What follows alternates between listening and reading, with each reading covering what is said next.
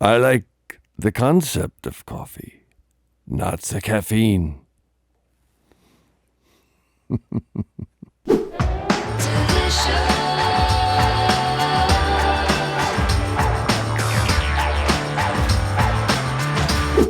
Of course, one always has to recalibrate as you go from the first coffee, tends to predispose one.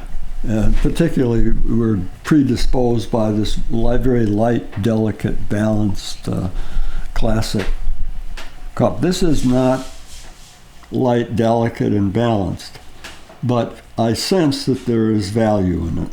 It's lower toned. It does have wood notes, I think, are prominent, but they're aromatic wood. I think we can call them cedar. They're kind of deep. Definitely. Getting like a molasses sweetness. Sweet, yeah. There's a fruit in there. Bring up some good association with the fruit. I have a fig tree next to the lab here, and I tasted a fig yesterday. So really? Maybe fresh fig, not dried fig, but fresh fig. I think I'd call the flowers a kind of a lily. I might have smelled some melon, but I'm not sure if I got that. That's good. That's good. Yeah, that's very good, as a matter of fact. It's sort of like it's even a cantaloupe, I think. Cantaloupe, yeah, that would be it, yes. That's very good. I just missed that one. That's better than the fig.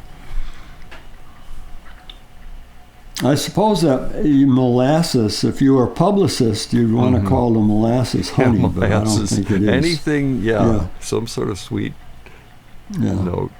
But it's a kind of a syrupy sweetness. Yeah. Well, so we found, I think, a lot of value in the nose on this coffee. Yeah. You know, I could make a generalization based on these two coffees that maybe decafs tend to taste the way they smell more than regular coffees. But Isn't we'll that see interesting? As we move along. Yeah. Yeah, very interesting note there. Because I'm getting the molasses, the wood. Mm-hmm. One way of thinking about the difference between this coffee and the first one, the George Howell coffee, is that George Howell coffee really tasted like coffee. And this one is pleasant, but it sort of moves away from the norm for coffee. I know I'm drinking coffee. You're right, and very interesting you mentioned that. But George started talking to me about a new project he has in his notes for his coffees, to have a rating of how coffee-like a coffee is. The taste of coffee. I mean, I actually got off the phone. Our phone call with George was about the equivalent of 2 cups of coffee. Because I got off the phone very stimulated from this. The taste is coffee. George may be thinking, too, about all of these anaerobic coffees, that they deviate from expectations for coffee, and for some people they deviate in an exciting way, and for other people they deviate in a disappointing way. But this, at any rate, is not a classic cup. Wonderful mouthfeel. I don't know, wonderful, but full for sure. Nice viscosity, yeah. I'm really tasting the lilies that have been maybe sitting in the vase a little too long. Yeah. I never found that particular sensation unpleasant. No. Is a kind of a low-tone, lush lily a note for me, floral note. I think the fruit, I could still get the cantaloupe, but the fruit seems more like dried fruit to me in the cup. Prune, raisin, dried fig. Yeah, it lacks that freshness that the fruit had in the nose. But not bad. Not bad. I can imagine some people might like this better than the George Howell #1.